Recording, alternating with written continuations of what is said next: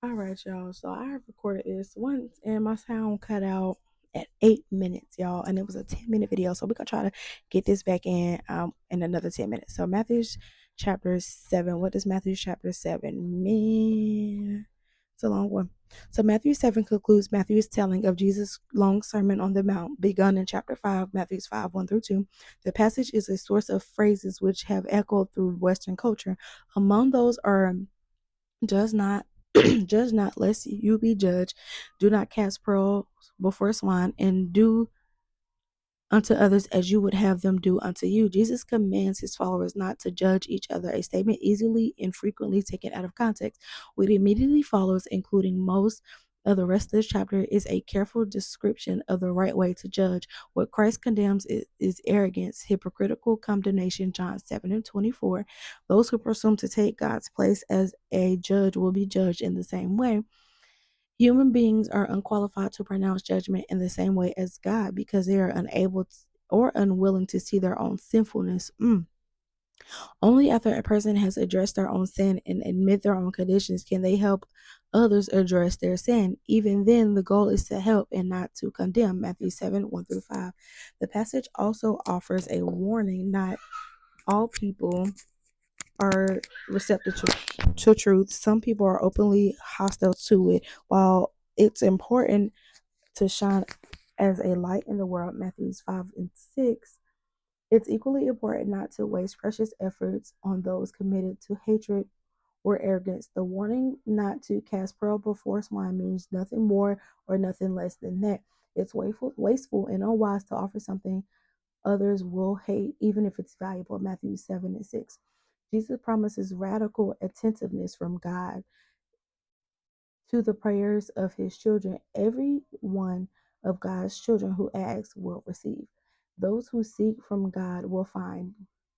Those who knock, God will open the door. This applies to the concepts like prayer from a believer. It also suggests the way in which all people in all times, in all places, are obligated to seek and find God. Romans 1, 8 through 18 through 20, Psalms 91. Psalms 19 and 1, excuse me. God answers sincere seekers of truth because he is a good father. Yes, he is. Human beings are by nature sinful, and even they give their children what they need instead of what will harm them. God the Father does the same thing. Matthew 7, 7 through 11. The principle of Western culture refers to as the golden rule is rooted in God's ultimate purpose behind his law and commandments, while other philosophies frame this as a restriction. Do not do those things you would not like done. Christ poses something more challenging. His commands is positive. You should do those things you would want others to do. This captures the spirit of all God's commands to his people. Matthew 7 12. Jesus then describes two roads, one accessed by a narrow gate and one with a wide entrance. He commands his followers to enter by the narrow gate, which follows a seemingly hard path but leads to life. He acknowledges that many will take the easier path through the wide gate, though it leads to destruction.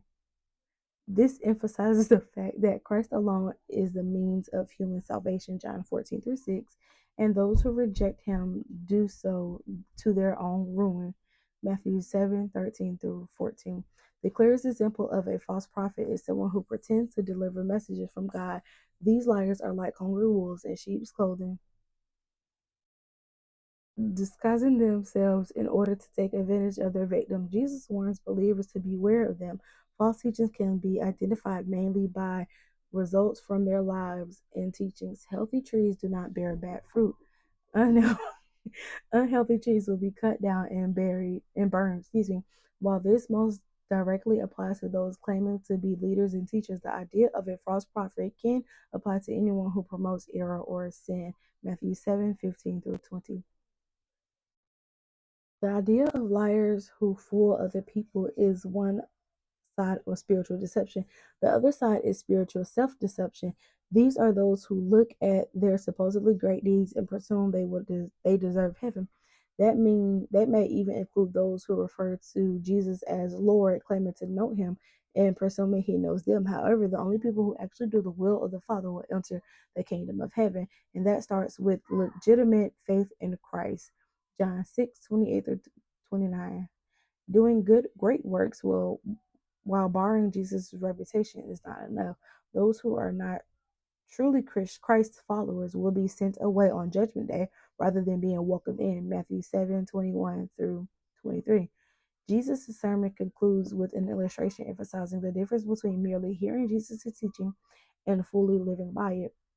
And those who apply his words are like wise men who built a house on a rock. Those who do not are like foolish men who built a house on sand. When both houses are hit by the same storm, the house on the rock will stand while the house on the sand falls hard. Life brings challenges to all people. The foundation of life, faith, and belief will be tested by those experiences. Only those with faith grounded in something true, which is Christ alone. Acts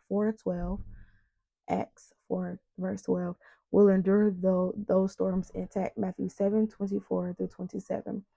The crowds were astonished by Jesus' teaching because he taught with authority.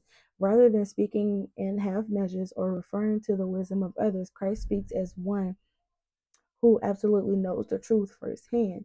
Not only is his character of Jesus' life, not only is the character of Jesus' life different from that of Israel's religious leaders, Matthew 5:20, both the style and substance of his teaching are unique as well. Matthew 7:28 through 29.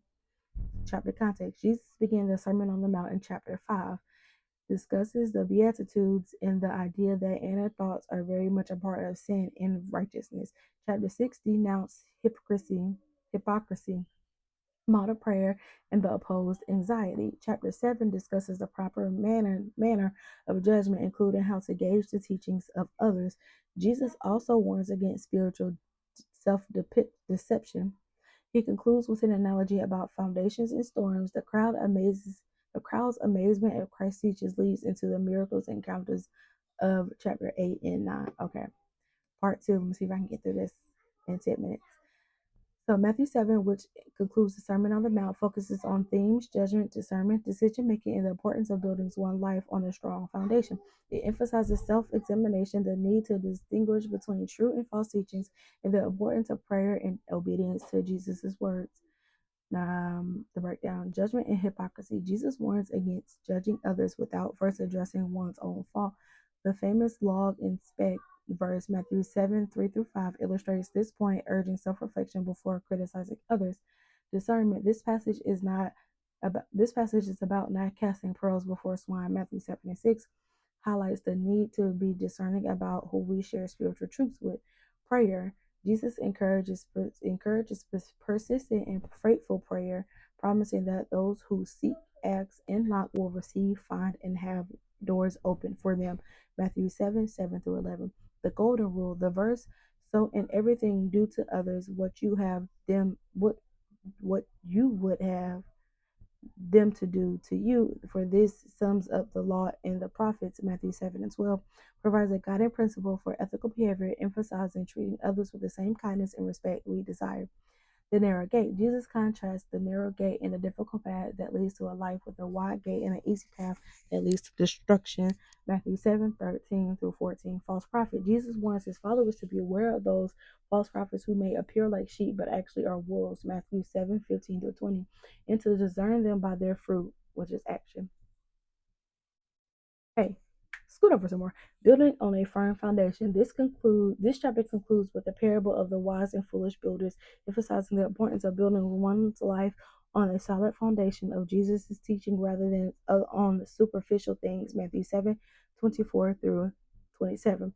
So in essence, Matthew 7 calls for self-awareness, discernment, persistent prayer, and a commitment to living according to Jesus' teaching as a foundation for a life pleasing to God. Come on, I did it. And my mic didn't go out. All right, y'all. That is all I have, and I'll see you guys tomorrow for chapter 8. Bye.